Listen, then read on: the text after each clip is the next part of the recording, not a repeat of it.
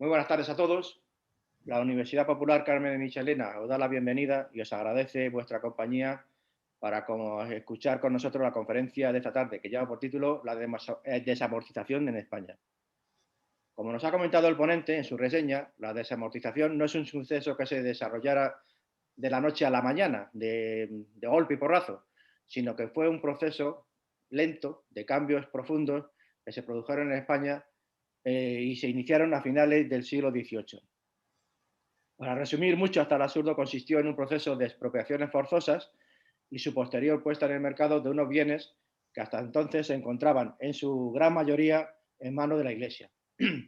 Para hablarnos de todo esto, viene esta tarde Miguel Arévalo Sancho, historiador, colaborador muy activo de esta Universidad Popular, ha sido miembro de la Junta Directiva y hasta la fecha nos ha regalado 10 estupendas conferencias que muchas de ellas han recibido una tremenda aceptación posterior, porque cuando de vez en cuando controlamos las visualizaciones que hacen las conferencias que han sido grabadas, tiene un altísimo número de visitas. Sobre todo dos de ellas, la del siglo XIX y la del sexenio democrático, tienen una cantidad tremenda de visitas, siguen teniéndolas.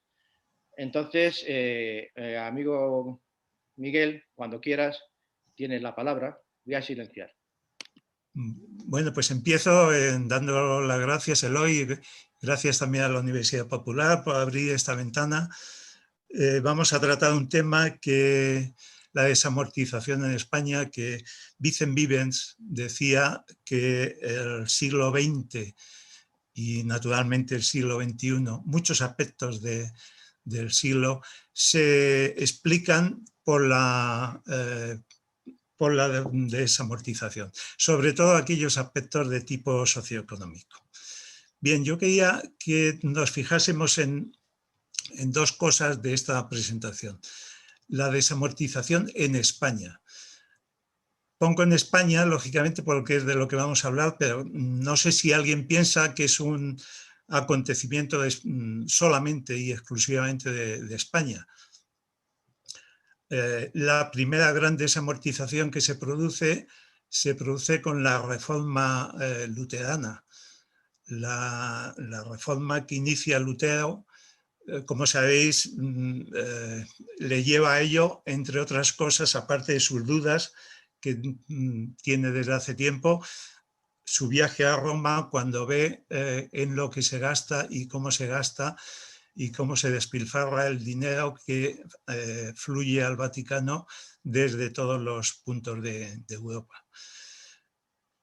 Entonces, cuando se separan las iglesias luteranas, las protestantes, los príncipes germanos, los príncipes del norte, se hacen con los bienes de la iglesia. Una iglesia que además promete las reformadas una forma más austera de religión.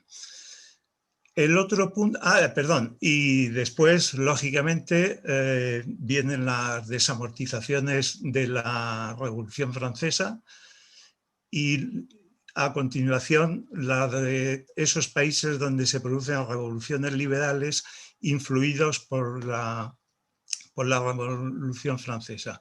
En concreto, bueno, son varios países, España, Italia, Portugal, en fin, una serie de ellos también en Hispanoamérica.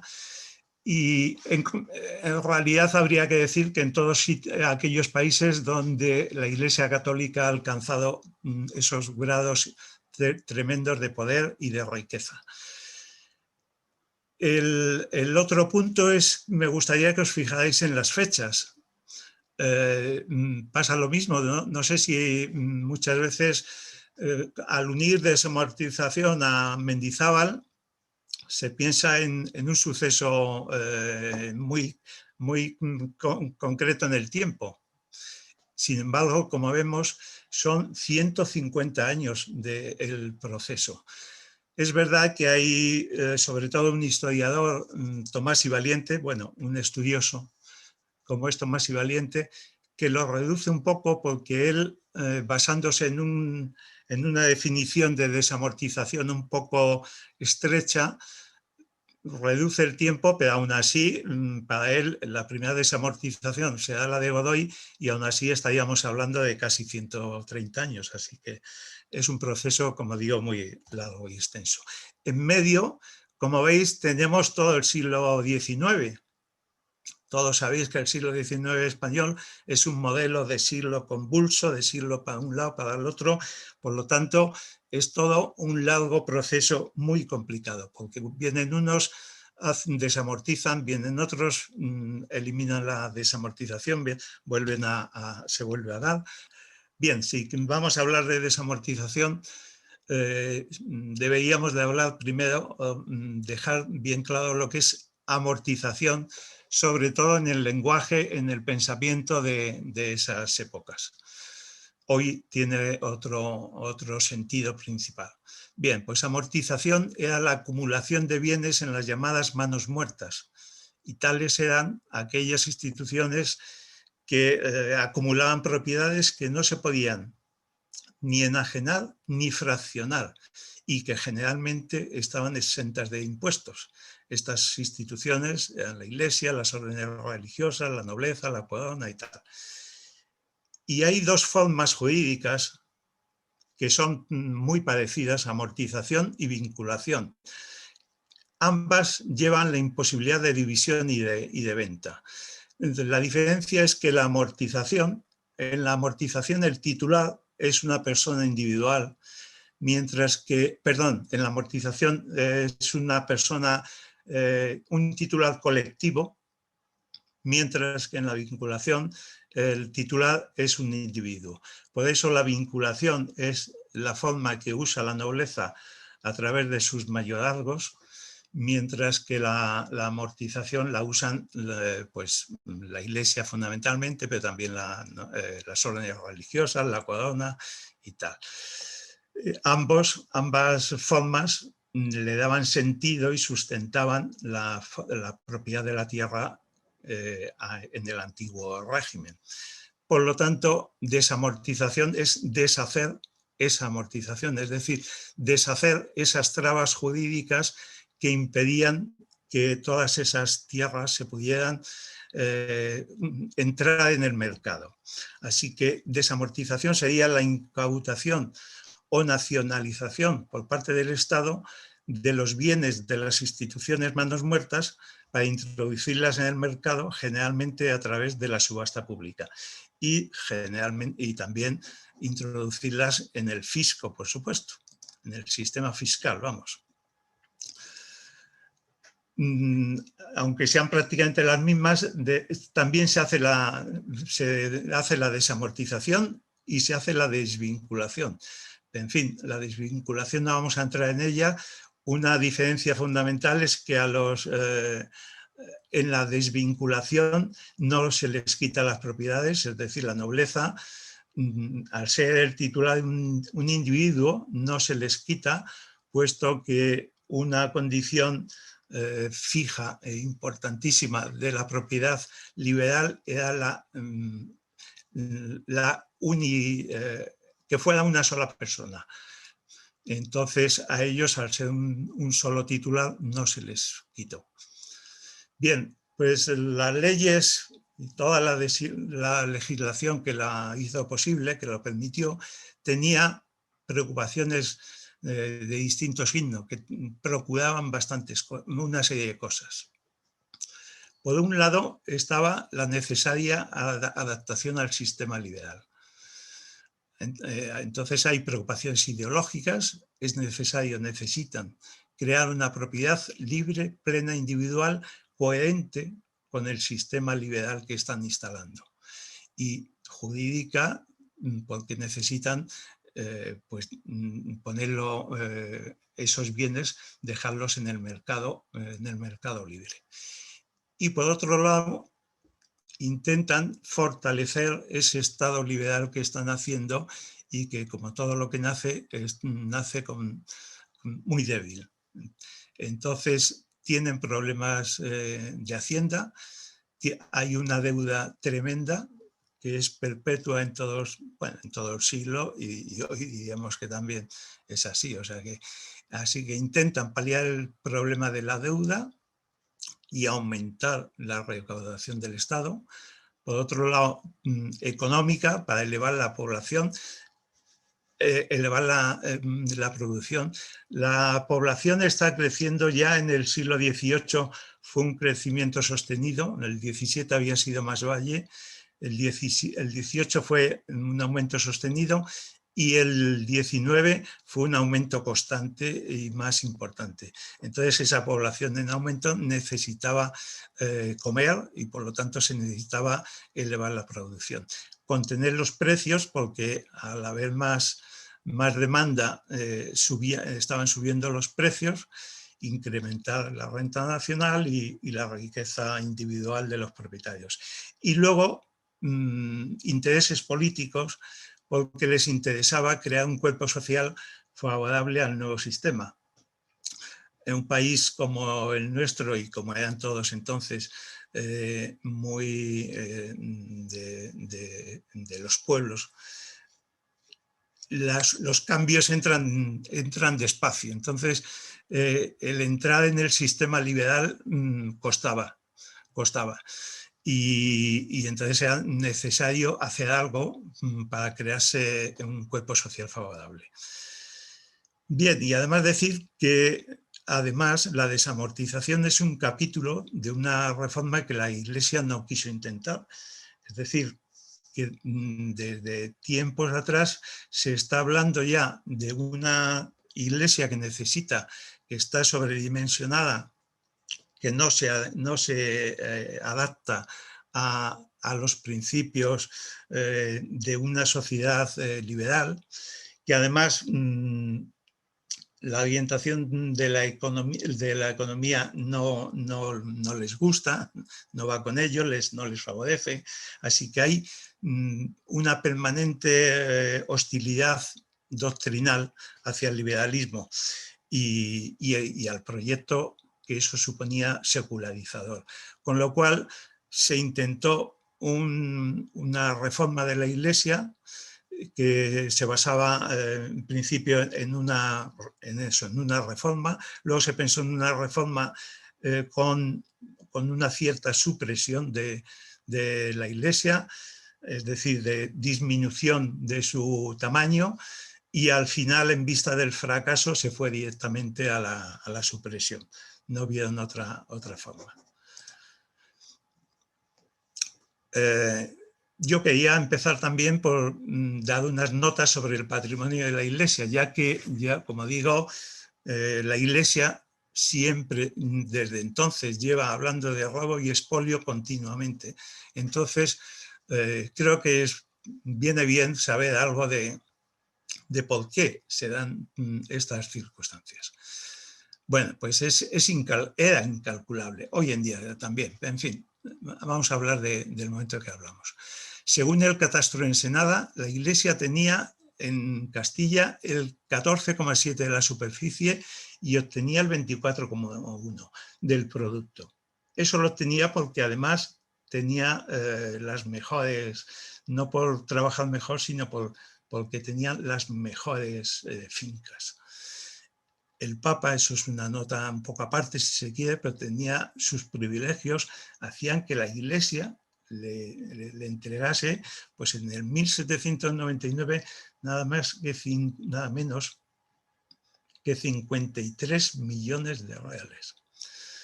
Bien, otro dato, en 1800 en España hay 2.051 monasterios y conventos de religiosos y 1.075 monasterios y conventos de monjas. Es decir, más de 3.100 monasterios en un país de 11 millones de habitantes en ese momento. En las ciudades, por ejemplo, estos son ejemplos, ¿eh? De verdad que solamente son ejemplos que podía ser un tanto interminable. En Palencia tenían el 70% de las casas, el 31% de la superficie, más el uso de la fuerza energética del agua, que era lo único que la industria de entonces, tanto la guinera como la textil, usaban el agua y tenían prácticamente el monopolio. Y tenían los molinos, y en Palencia, por ejemplo, tenían 4 de 5 batanes que había, 4 eran suyos. En Toledo, el clero poseía pues, algo casi la mitad, 1.465 fincas sobre un total de 3.200.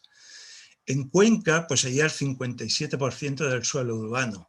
En Córdoba, el 39% de su caserío, más censos. Bueno, en todas estas ciudades además tenía censos, por supuesto, censos, digamos que son, ya lo explicaremos después si podemos, son alquileres, por así decirlo, huertos, molinos y otros. Así que Córdoba, con 35.000 habitantes, hay que tener en cuenta que entonces las ciudades son mucho más pequeñas, y con 35.000 habitantes tenía 14 iglesias, 38 conventos, una colegiata, un oratorio, 24 ermitas y más de 70 altares públicos. ¿Qué pasa? Que estaba sobredimensionada. Además de tener grandes posesiones, estaba sobredimensionada. Yo me acuerdo haber estudiado haber trabajado en los archivos de mi pueblo por una serie de cosas, y es interminable. Curas, beneficiados, tenientes de cura, ahí salían todos ellos, ordenados de menores, capellanes, sacristanes, acólitos, síndicos, dependientes de cruzada, legos, donados. Era interminable la lista de gente que vivía de la iglesia. Y en cuanto a ordenados, pues 73.000 religiosos es decir, monjes o frailes, y 70.000, más de 70.000 seculares. Su riqueza era enorme, muy mal distribuida además, porque había muchos curas de los pueblos viviendo penosamente o como podían, más o menos, mientras que cualquier obispo, cualquier arzobispo, no digamos, vivían en la... Y entonces va surgiendo la pregunta, y va surgiendo de largo, de hace tiempo. ¿Le es lícito al clero poseer bienes? Y en ese momento se lo plantean y se lleva al Congreso, si es lícito. Entonces los progresistas lo tienen muy claro. Los religiosos deben vivir por esencia sin posesiones. Es un argumento evangélico. Si creemos o si hablamos de la palabra de Jesús, Jesús dijo: dejad las cosas y seguidme. Además, otra cosa importantísima, el origen de sus propiedades está viciado, pues ha crecido a costa de los ciudadanos. Ya sabemos las formas de financiación de la Iglesia, que darían para toda una charla también. Las donaciones, pero el diezmo, primicias, voto de Santiago, misas, todo tipo de oficios religiosos y otras muchas formas. Los moderados, que también son liberales, pero ya se han ido moderando, también ven una clara desviación del Evangelio. Eso está clarísimo. Pero atendiendo a razones humanas, dicen que sus posesiones sean legales y por tanto lícitas. Pero ojo, como ellos están comprando, empiezan, en el momento que empiezan o que ha empezado, ellos son los primeros que están comprando. Hay un historiador que dice, posiblemente con una cierta exageración, que compraron las 4/5 partes de todo lo vendido. Entonces, claro, bueno, pues tienen que comprar, pero no quieren hacer mucho pecado. Entonces, justifican que el gobierno, pese a todo, el gobierno es el encargado del bien público, y como tal puede dictar leyes de distinto signo, y lo único que exigen es que estén bien dictadas. Eso es lo que dicen. Pero distinguen muy bien, propiedad individual, que la ven como inviolable, y propiedad corporativa, que no lo es. Estamos hablando, lógicamente, de propiedades corporativas.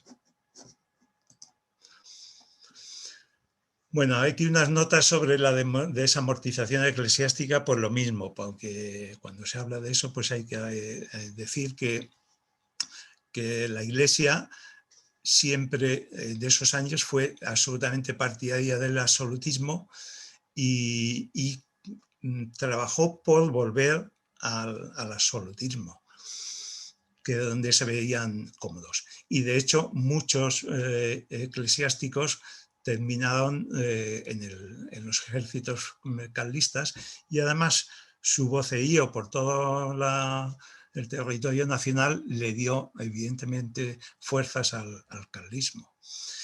Y en cuanto a la desamortización, se hizo mal. No se podía hacer mejor, o sea, no se podía hacer bien, porque no tenían el ejército que habría sido necesario, porque el ejército estaba luchando en el norte con los carlistas.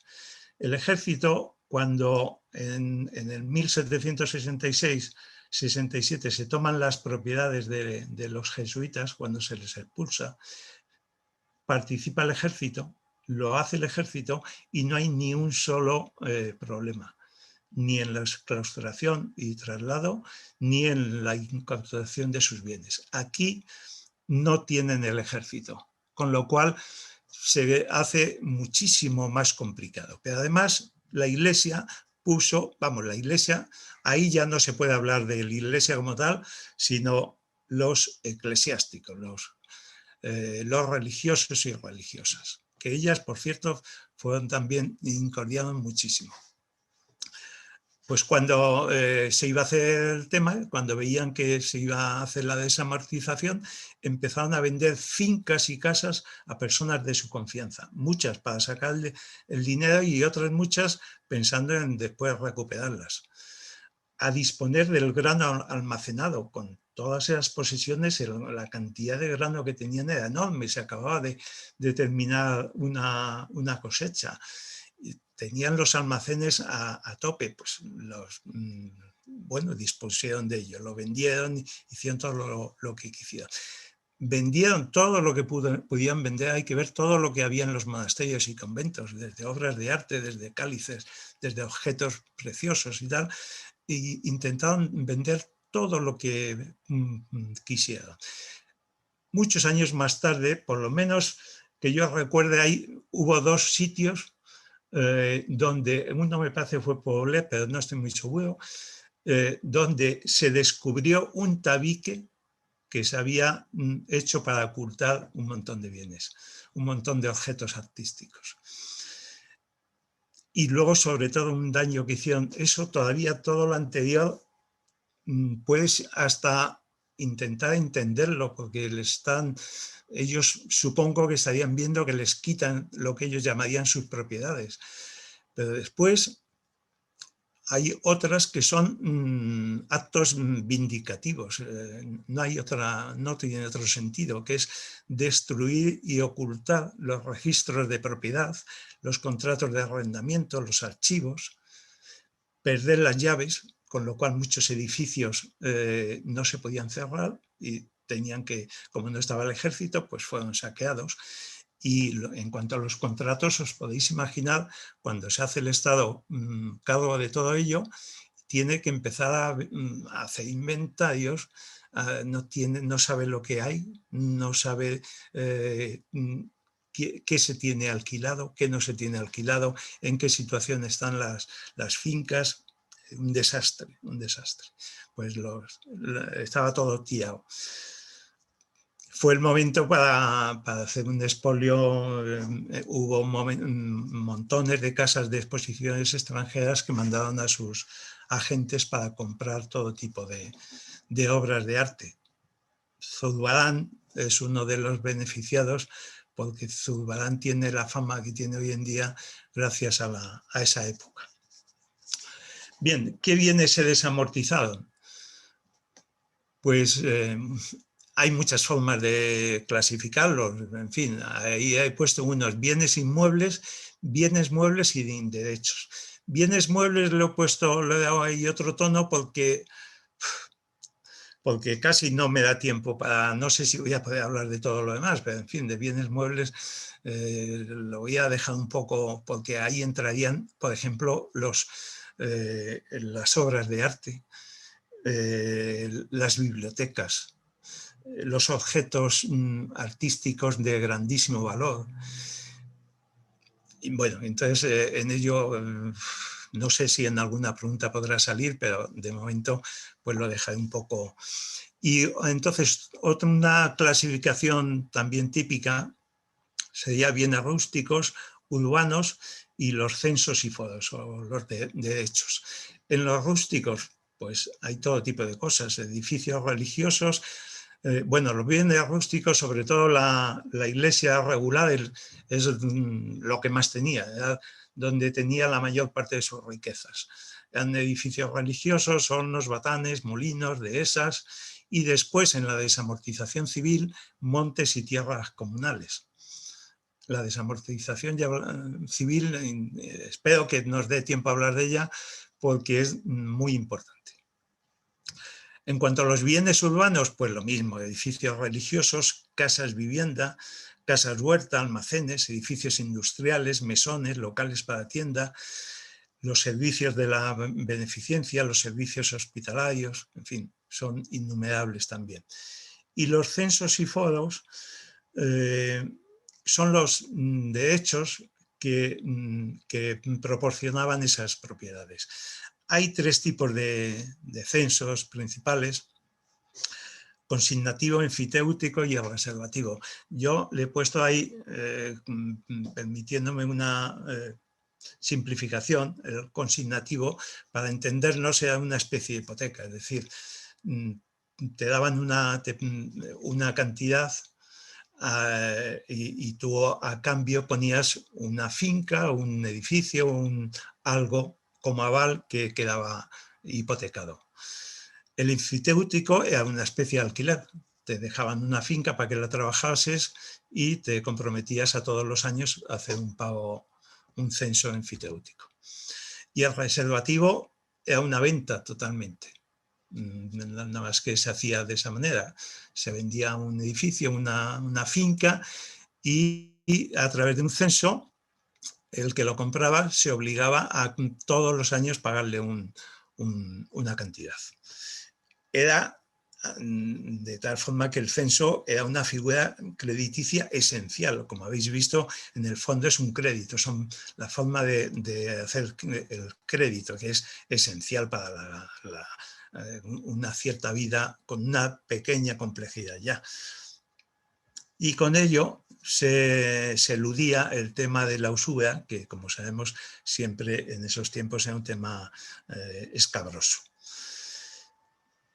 Los censos y foros también se van a desamortizar y son importantísimos porque dan cantidades inmensas, ¿no? O sea, dan cantidades tremendas lo que todos los años conseguían a través de ello. Bien, pues entramos en cronología y etapas de la desamortización. Pues como veis, tiene una larga cronología, como hemos visto en el principio, perdón.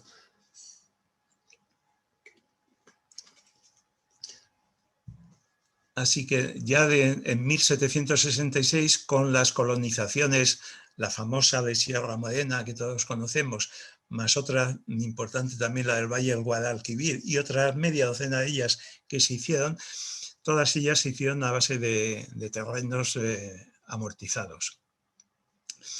Los repartos, ventas y rotulaciones arbitrarias de baldíos, es decir, algunas eran ventas, otras eran repartos de alguna autoridad, la municipal o lo que sea, y otros eran pues todos los vecinos de los pueblos, los baldíos que había cercanos en todos los pueblos, prácticamente algunos vecinos ocupaban algún baldío. Y a mediados del siglo XIX esos repartos y ventas y tal se van a legalizar. Después viene la venta de las temporalidades, es decir, de las propiedades de los jesuitas. Luego viene la desamortización de Godoy. Godoy, ya hablaremos un momentillo de ello, hace la primera desamortización como tal, que se puede con todas las letras llamar desamortización. Y luego hay las de la guerra de la independencia. José I hizo una desamortización, las Cortes de Cádiz hicieron desamortización y se vendieron bienes concejiles también para abastecer a las tropas. Esas desamortizaciones, desgraciadamente, cuando viene Fernando VII, se acaba como acaba con tantas cosas. Cuando viene el trienio liberal, vuelve a haber una desamortización, que es poner otra vez en valor las leyes de Cádiz, de las Cortes de Cádiz, con algún aditamento más. Y como sabemos, pues tiene son 3 años, y cuando vuelve otra vez Fernando VII lo vuelve a quitar. Aunque cuando llega a Mendizábal manda devolver todo lo que se había comprado, es decir, lo que es la desamortización que se hizo en el trienio liberal, aunque se interrumpió, después surtió efecto.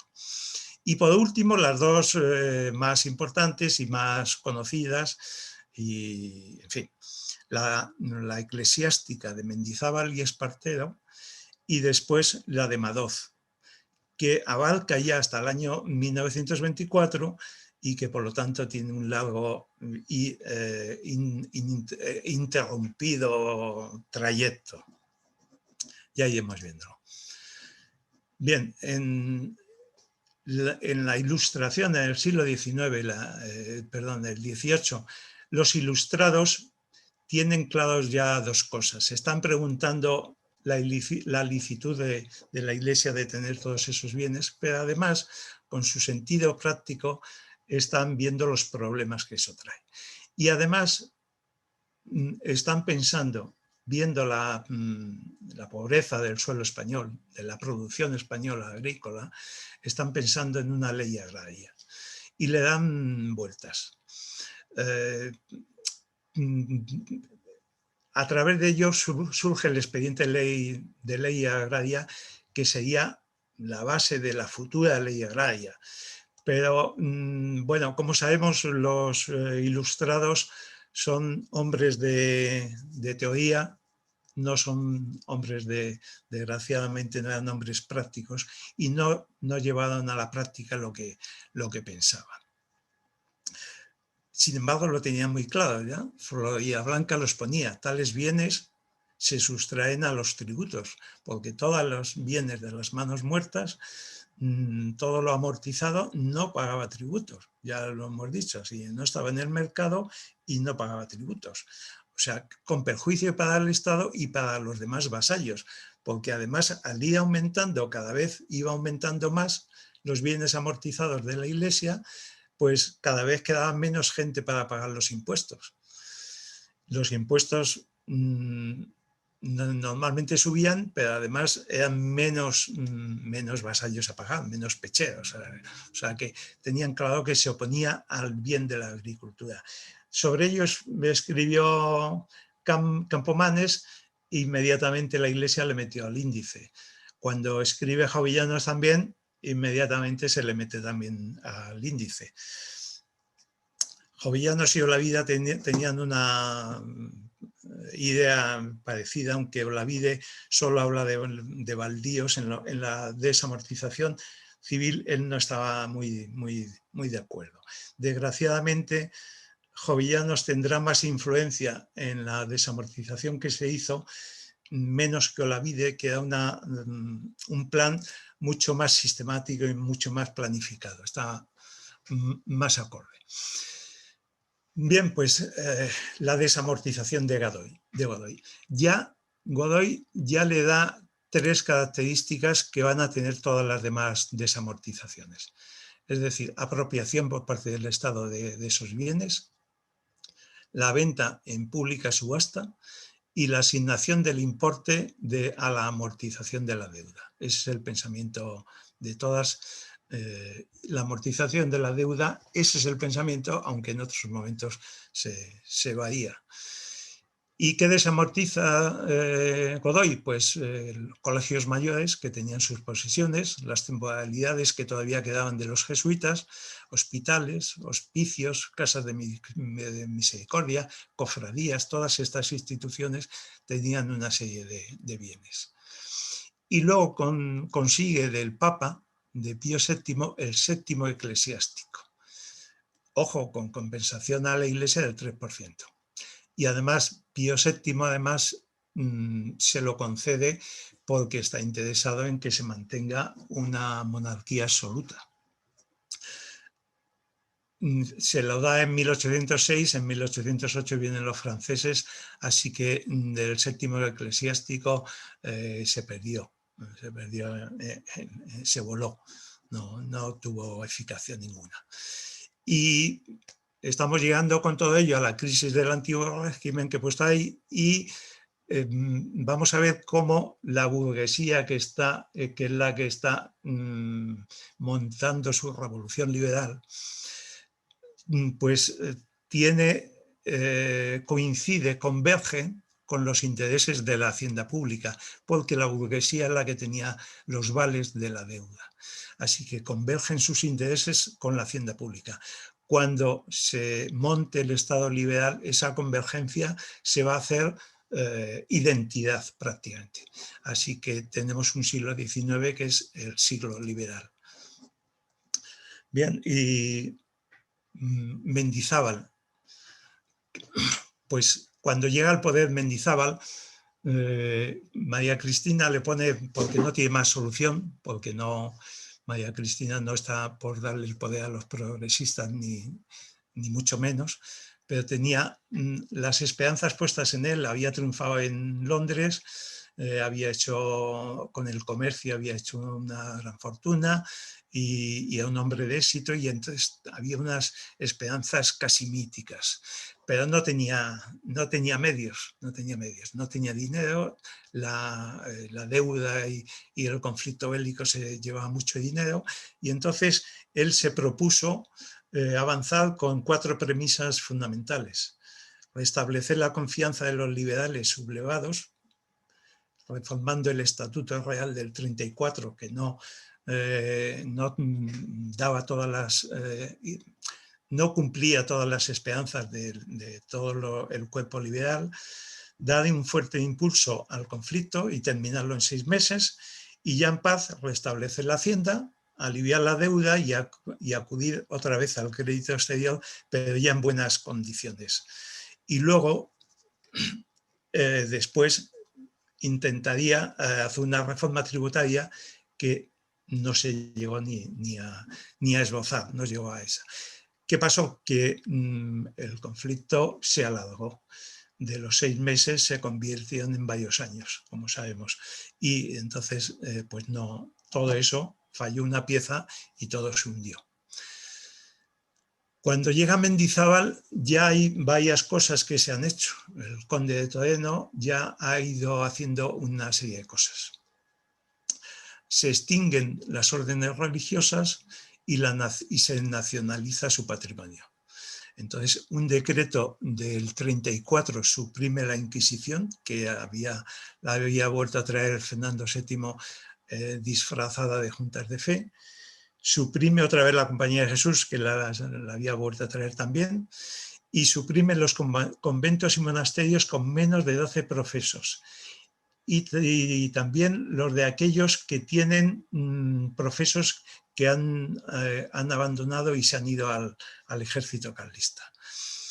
Bien, lo que hace Mendizábal es simplemente sistematizar estas medidas y llevarlas a pleno dominio. Mendizábal no aporta nada original, nada nuevo, no hace nada nuevo, nada más que hacerlo más sistemático.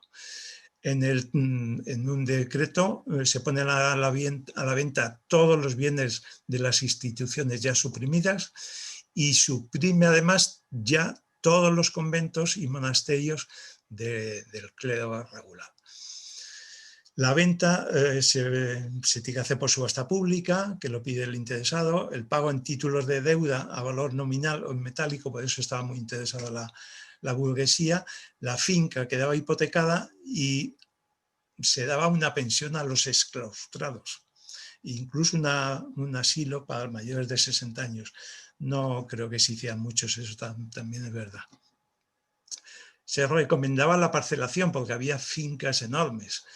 Se recomendaba la parcelación para que lo pudieran comprar más cantidad de gente. Pero se dejó en manos de las comisiones municipales. Los municipios estaban gobernados, los concejos, por las oligarquías locales y ellos no estaban interesados en que acudiese mucha gente a la compra. Así que se parceló muy poco. Se intentó, siempre se podía venderla. Y luego además estaban las prisas del gobierno por obtener fondos que metían prisa también.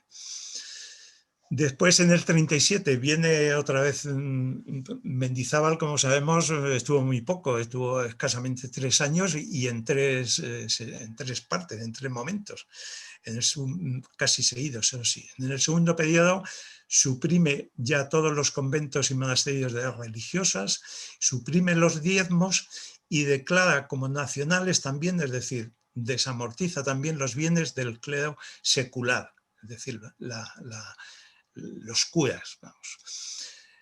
Lo que pasa es que su aplicación en cuanto a esto fue nula, porque según la ley iba a empezar en 1840, pero mientras ese verano hay elecciones, pierde las elecciones, vienen los moderados y lo eliminan.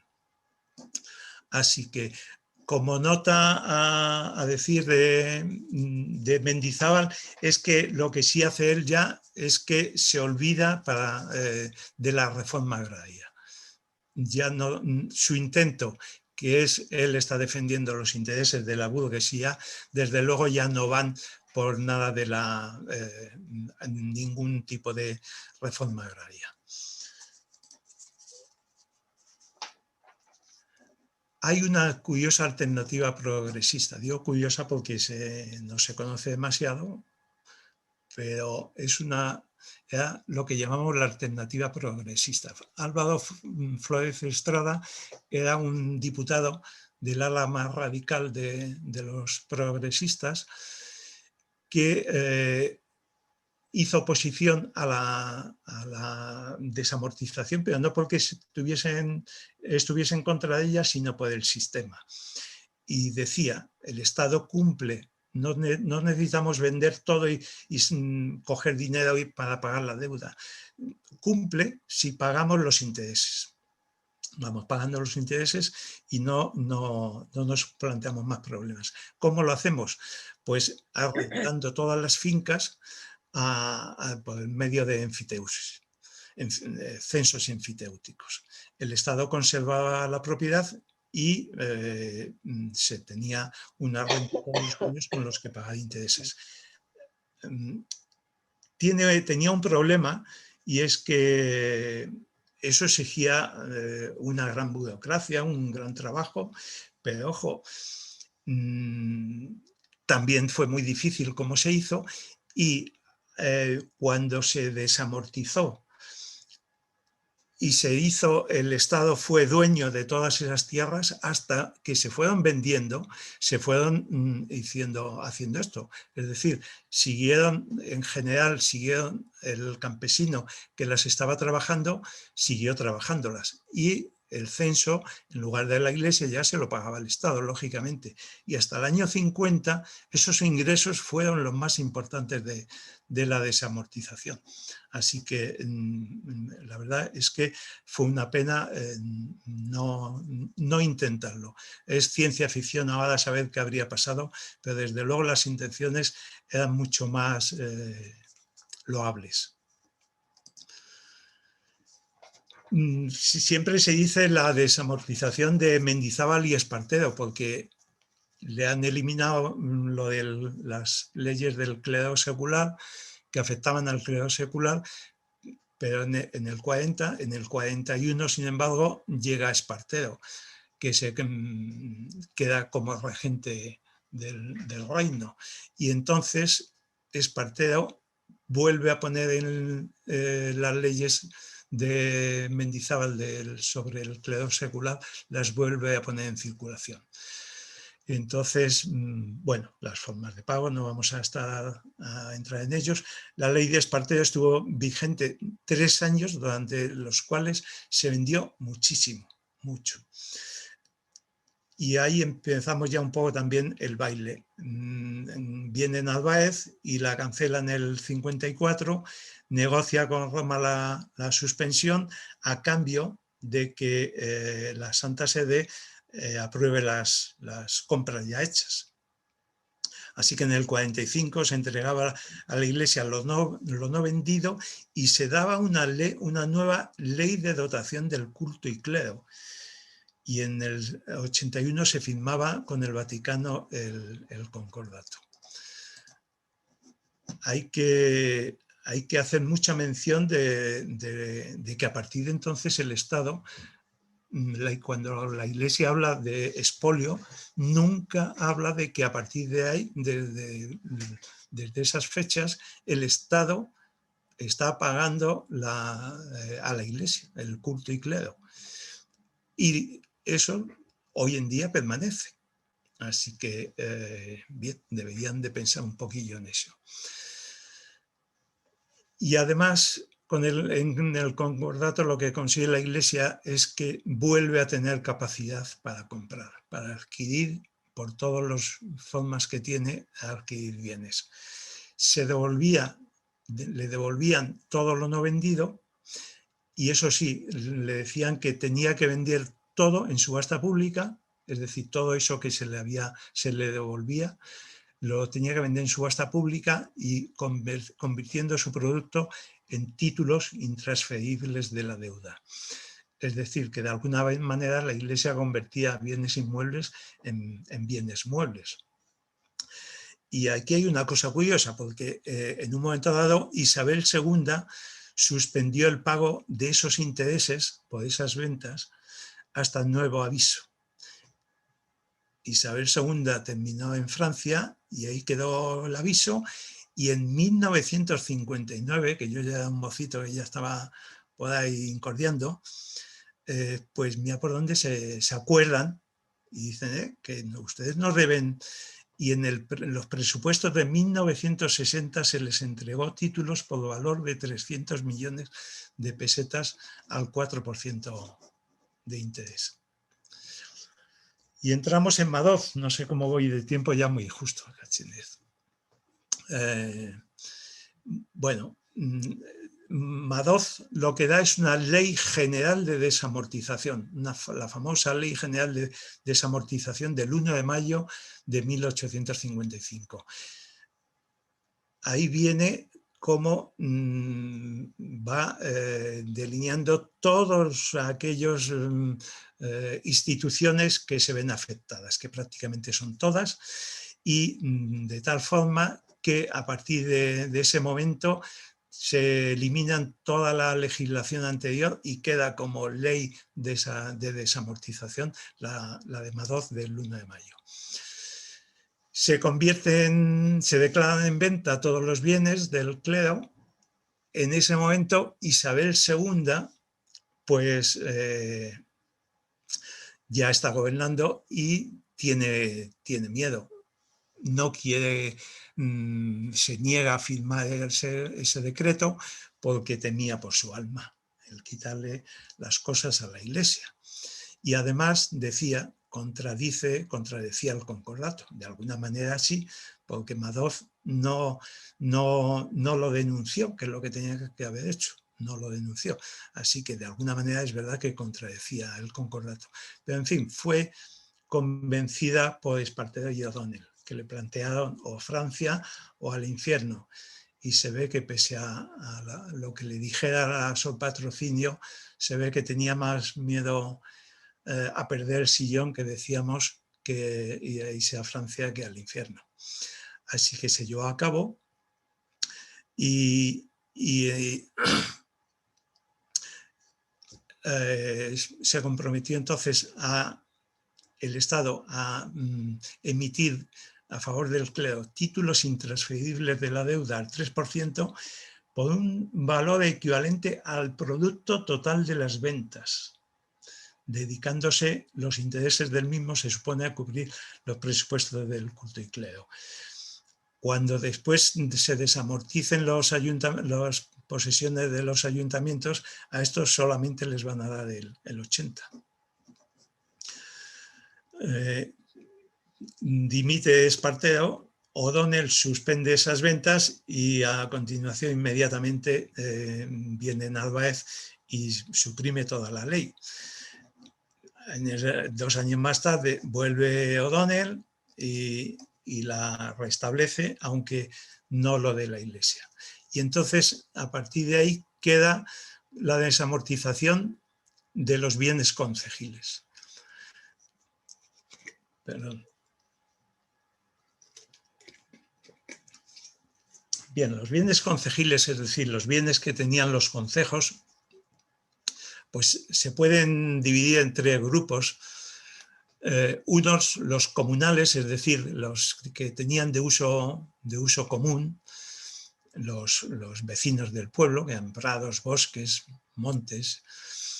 Los propios, que propios significa que tenían título dado por el rey de que estaban comprados esos terrenos y que los arrendaban a los vecinos generalmente del pueblo, prados de esas y tal, y con eso pagaban pues los pequeños gastos que entonces tenían los ayuntamientos, pues algo si tenían de enseñanza, algo de asistencia social, en fin, los pequeños gastos pequeños o más grandes gastos que tuvieran.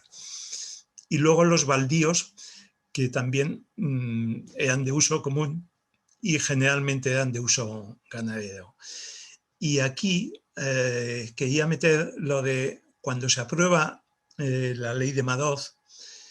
Collantes, un diputado del momento, funde su propuesta, que tiene otra propuesta, y la funde con la de Madoz, y en ella, como característica o como diferencia, decía que proponía financiar desde el Estado, con lo obtenido de los bienes concejiles, la naciente red ferroviaria. Estamos en los años 50 y están haciendo la red ferroviaria, que es el gran asunto de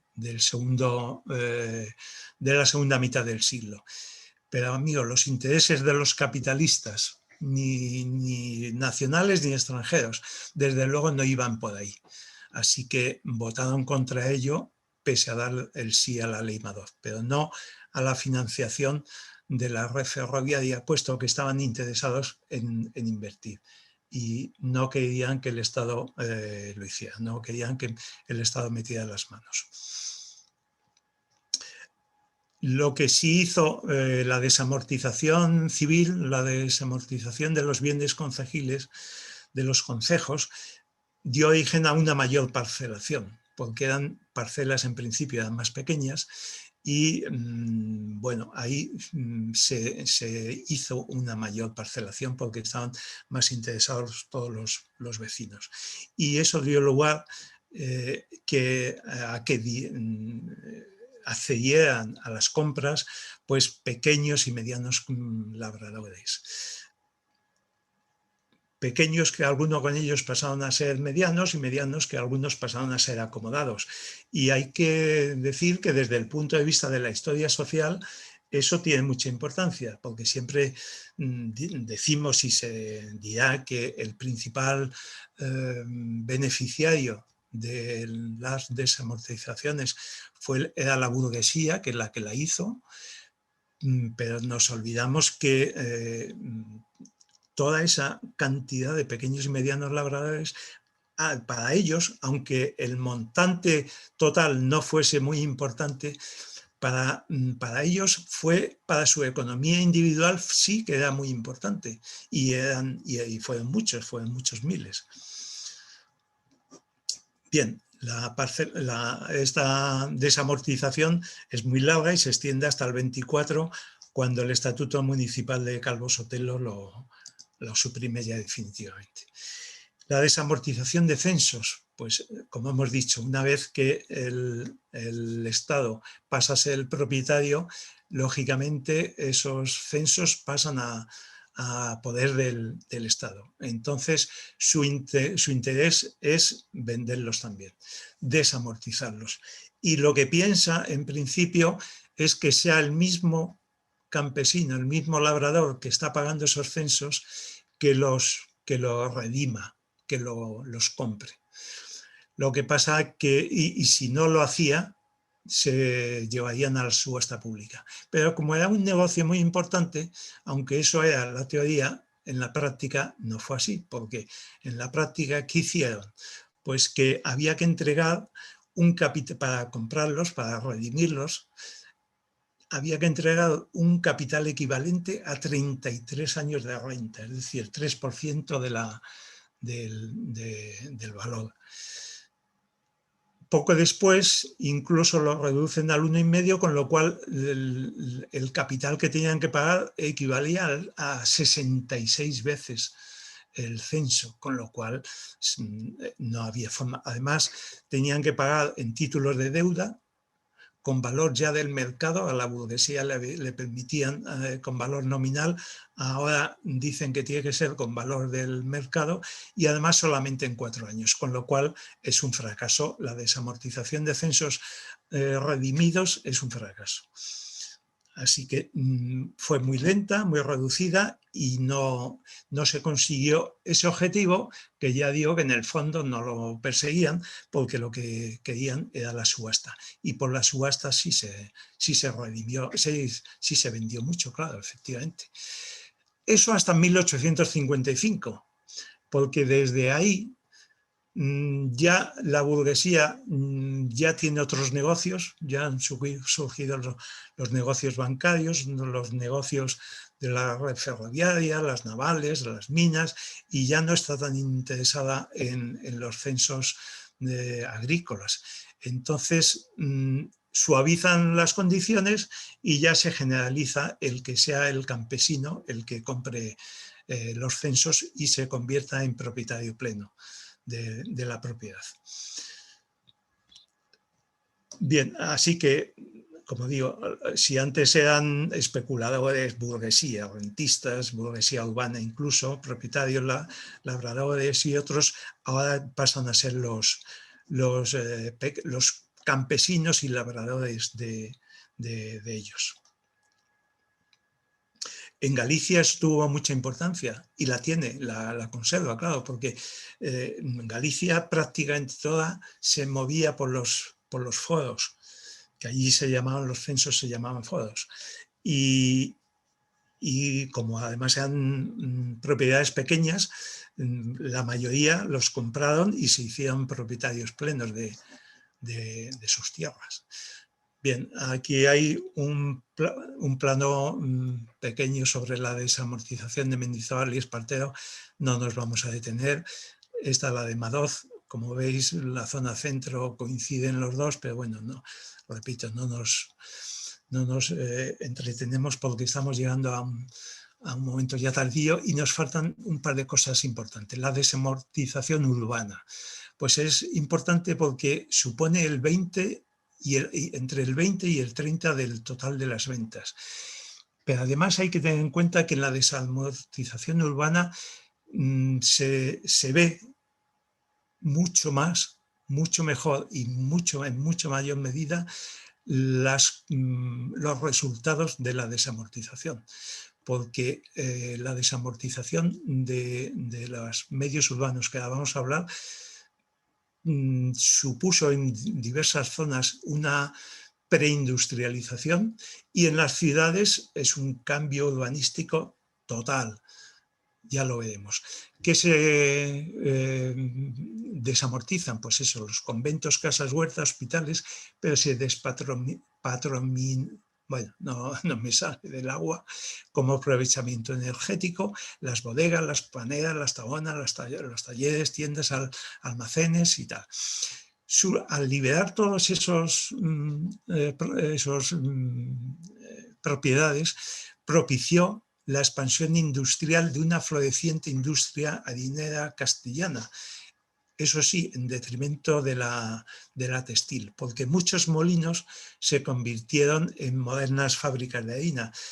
En Medina de Río Seco se puede visitar, al lado del canal del canal de Castilla, se puede visitar una preciosa fábrica de entonces, la San Antonio, que es un modelo de un molino que se convirtió en fábrica de harina. Y los batanes, muchos de los batanes igual.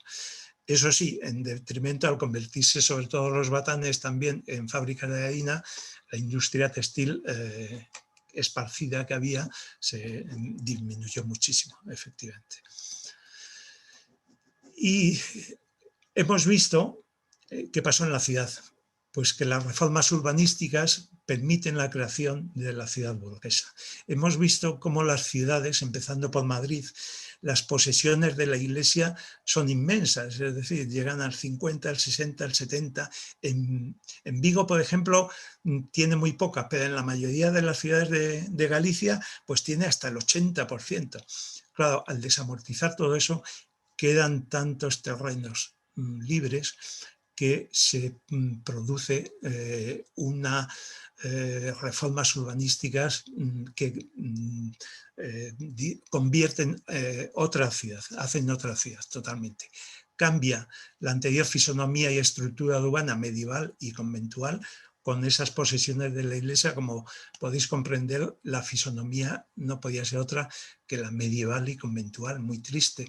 No sé si Bécquer, quien decía de la tristeza de las calles de Madrid pasando por esas largas vallas de los conventos. Luego más altura y luego más perspectivas. Hay dos aspectos claves que explican eso. El acceso, por un lado, de la burguesía y las clases medias al poder municipal, y la ingente, lo que decimos, oferta de suelo urbano que ofrece la desamortización.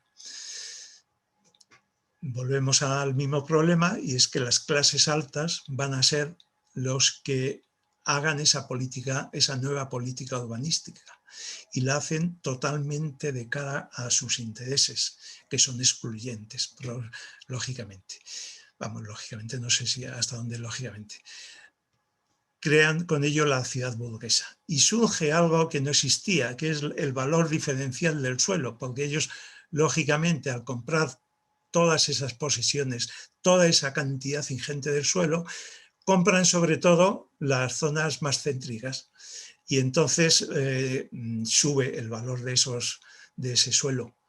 Y las clases más humildes no les queda nada más que las zonas más alejadas, más marginales, que no las quieren, que son a los sitios donde se pueden ir. Bien, pues además en el 1833, como sabemos, Javier de Burgos ha creado la nueva estructura provincial.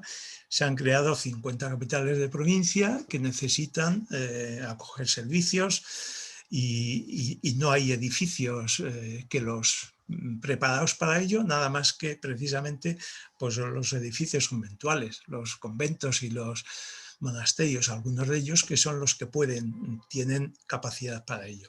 Así que ahora se readaptan para albergar gobiernos civiles, institutos, hospitales, cuarteles, y además demolidos, o sea, los demolidos, los que se tiran, que muchos de ellos están en muy malas condiciones, hay que tenerlo en cuenta, pues se usan para amplios y mejores espacios y jardines. Por ejemplo, no sé, bueno, yo creo que se sabe ya muy bien que la plaza de Tirso Molina era todo un convento, toda la plaza era el convento de la Merced, que al tirarse se hizo afortunadamente la plaza de Tirso Molina, que cogió el nombre porque Tirso Molina había profesado en el convento ese de la Merced. Necesitan también una casa consistorial, también una plaza de abastos, que hasta entonces los vendedores están por toda la ciudad. Se derriban las murallas, es de entonces, cuando en la nueva ciudad burguesa, cuando se derriban las murallas.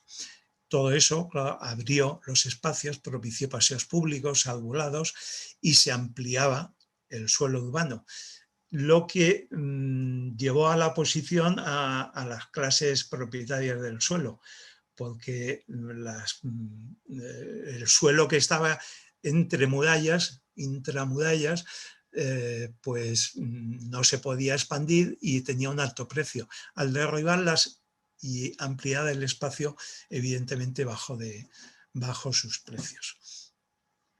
Otro cambio importante, bueno, ya es la caída del encañado del agua potable, que lógicamente se inicia por Madrid y Barcelona, el sistema de alcantarillado, la pavimentación de sus calles, el asfaltado por gas en lugar del aceite y todo ello, eso sí, iniciándose por el espacio urbano de la burguesía.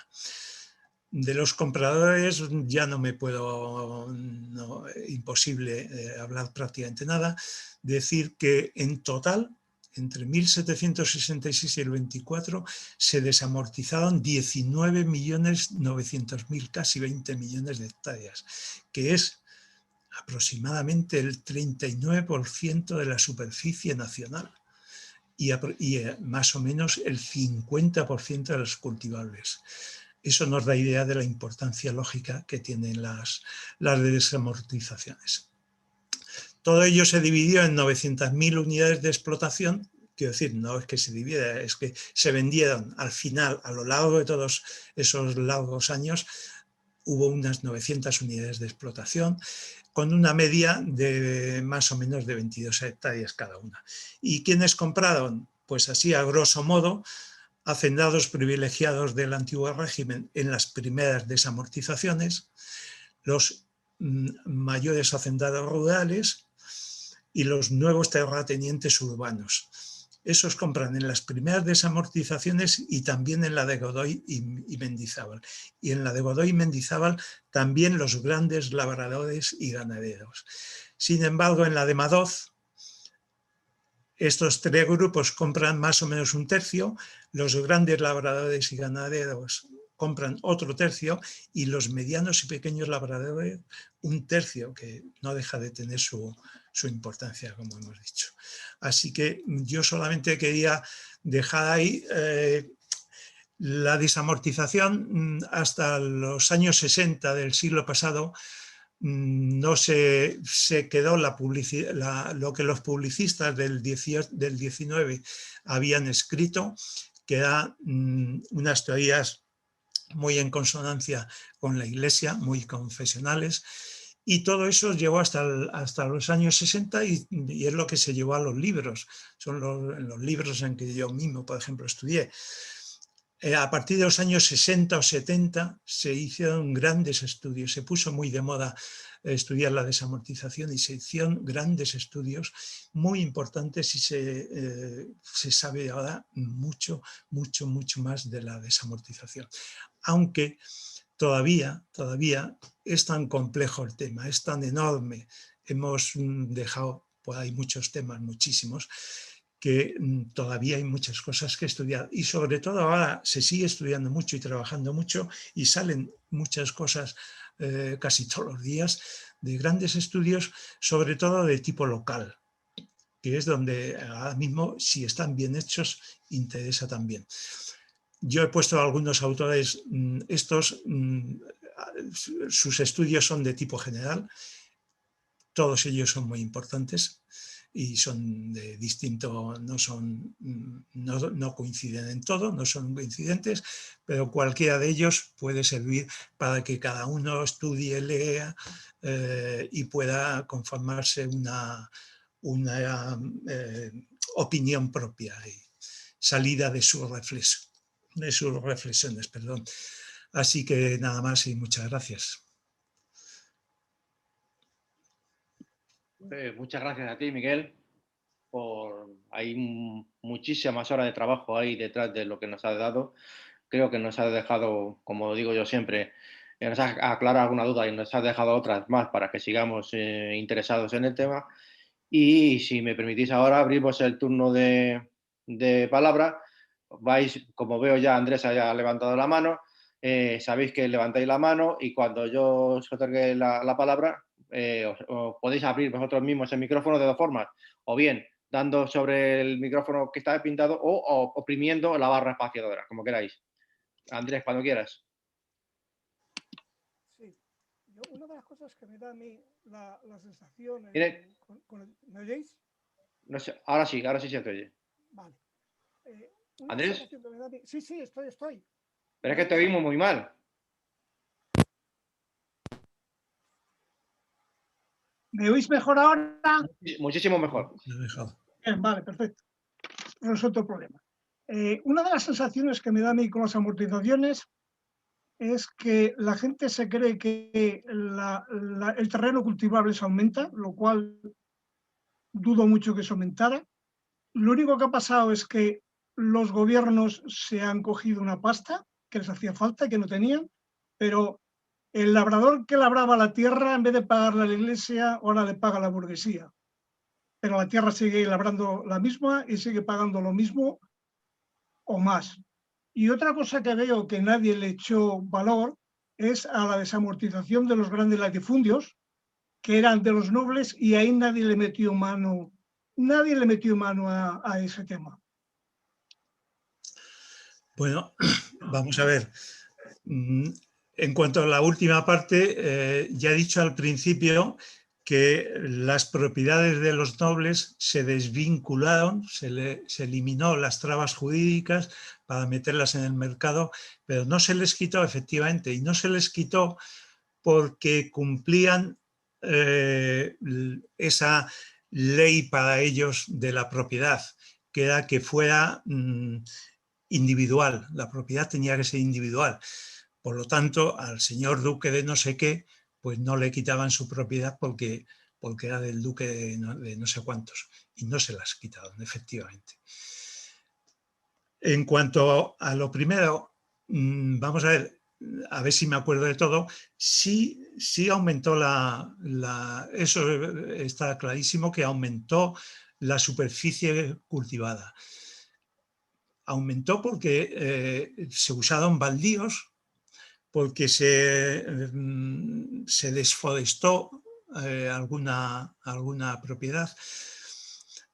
Vamos a ver, hay quien decía que la desamortización de los bienes concejiles había sido el mayor desastre forestal de la historia de España. Sea como sea, sí es verdad que aumentó el terreno cultivable. Donde sí hay duda es si aumentó la producción, porque lo que aumentó, la producción relativa desde luego no aumentó. Incluso tal vez disminuyó, porque las tierras que se añadían, baldíos, por ejemplo, pues no eran buenas tierras, evidentemente, con lo cual la proporción disminuía. Pero sí, la producción, sí, por extensión, de forma extensiva, sí parece que aumentó. No aumentó por intensidad, por cultivo intensivo. Estamos en una época, en la segunda mitad, sobre todo los primeros de la segunda mitad del siglo XIX, donde la mayoría de los países europeos están aumentando muchísimo su producción agrícola por intensificación de los cultivos, por nuevas y modernas técnicas de cultivo, por uso de abonos. Aquí eso no llega. Efectivamente, la desamortización no lo trae. Pero sí aumentó, ya digo, por extensión sí aumentó.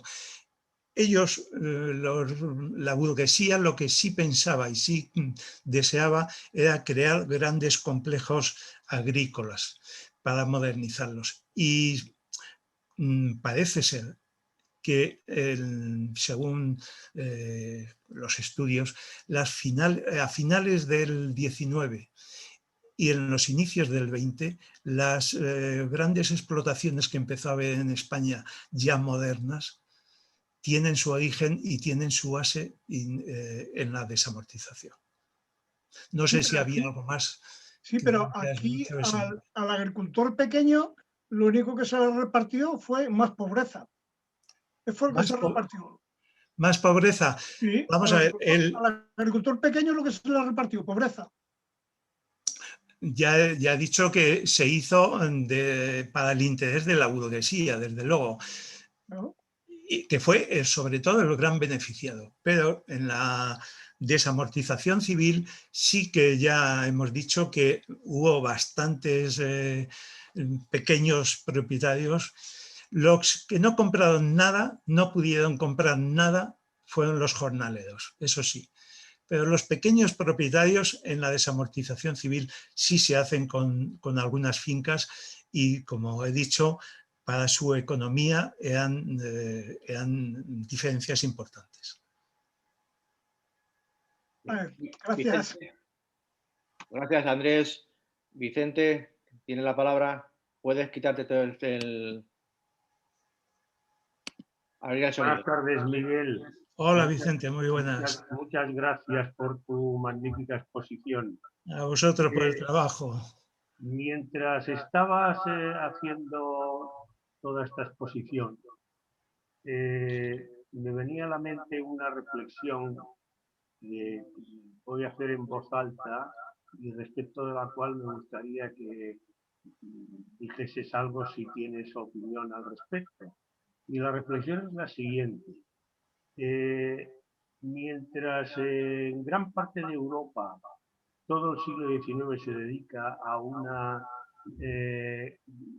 proceso de industrialización que cambia totalmente sus economías y las convierte en países muy potentes, aquí parece que nos dedicamos todo el siglo XIX a un negociete de desamortización en la cual la gente que tiene dinero se dedica a comprar los bienes desamortizados, admitiendo lo que has dicho, que evidentemente gran parte de las desamortizaciones venían propiciadas porque el Estado estaba en ruina. Y entonces, pues, de alguna manera tenían que sacar dinero. Pero que parece que, así como en otros países europeos, el dinero de la burguesía y de los que lo tenían se dedicó en gran parte a invertirlo en una industrialización que fue muy positiva para esos países. En España el dinero se dedicó a esta especie de especulación a través de la amortización. Esa era la reflexión que yo me hacía, que probablemente esté equivocada, pero bueno. Y luego quería pedirte que cuando has hablado de la desamortización de censos, en una de las imágenes que proyectabas aparecían los rabasaires, estos campesinos censitarios catalanes que tienen una importancia notable dentro de la segunda mitad del siglo XIX. Me gustaría que nos ampliases un poco más la relación entre los rabasaires y todo este proceso de desamortización. Muchas gracias. Bueno, Vicente, gracias a ti, ya digo. Pues bueno, tu reflexión no dejas de tener cierta razón. Desgraciadamente, hay que decir que tienes cierta razón. Por el resultado, por lo mal que se hizo, es decir, la desamortización se tenía que hacer. No tenía sentido, era imposible. De hecho, se hizo, ya he dicho, en todos los países donde se hizo una revolución liberal. Es decir, el régimen de propiedad de la tierra al que llegamos en 1800 era propio del antiguo régimen. Si vamos a una sociedad de clases, no tiene sentido ese régimen de propiedad. Por muchos motivos no tiene sentido. Entonces, eso hay que desamortizarlo. Y se hizo en España y se hizo, ya digo, en todos los países donde la Iglesia tenía tanto poder y tanta riqueza. El problema es que aquí se hizo muy mal y solo en interés de la burguesía. Y efectivamente, como la burguesía vio ahí un gran negocio, pues en lugar de industrializar el país, pues se dedicó a la especulación clara y llana, porque mucho de lo que compraban pues era para especular. Entonces, pues en ese sentido tienes, ya digo, tienes razón. lógicamente. Se debía, mira, si ya digo que entra la ciencia ficción ahí, pero si se hubiera hecho el sistema de Flórez de Estrada, si eso se hubiera podido hacer y se hubiera hecho, estaríamos hablando de algo, de una historia totalmente distinta, y no estaríamos diciendo pues esas reflexiones tuyas que con toda la razón. En cuanto a los Rabasaides, bueno, era un tipo de, es que igual que en Galicia eran foros, en Galicia, perdón, en Cataluña lo que existía era la rabasa morta, que era un tipo de foro, es decir, durante el tiempo de se daba un censo por el tiempo de permanencia de la viña, de la planta de la vid, que eran, me parece, 7 años. Entonces es simplemente una variante más. He puesto esa foto porque es la que he pillado por ahí, pero es una más y por lo tanto esos censos, que la rabasa morta no deja de ser un censo más, pues se desamortizaron de la misma forma.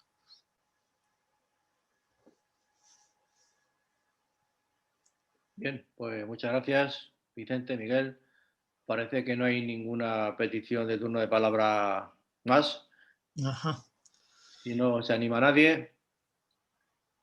Sí, Gabriel, perdona. Gabriel y yo ya. A la limón, venga. Tenéis la palabra, Gabriel. Podéis, si oprimes la barra espaciadora. Despacio. ¿Me oye? Vale. ¿Sí? ¿Se me oye? Sí, ahora te oigo. Vale. Miguel, una curiosidad insana. Como se desamortizaron hospicios, hospitales, la labor de esos centros, digamos, la siguió llevando el que lo comprara, pues burgués o... ¿Se sabe, se le ha seguido la pista a eso o no? Sí, no, es que simplemente desapareció esa labor. Me parece que lo ponía en algún sitio, lo que pasa es que con las prisas de que veía que no llegaba, pues creo que no he hablado de ello.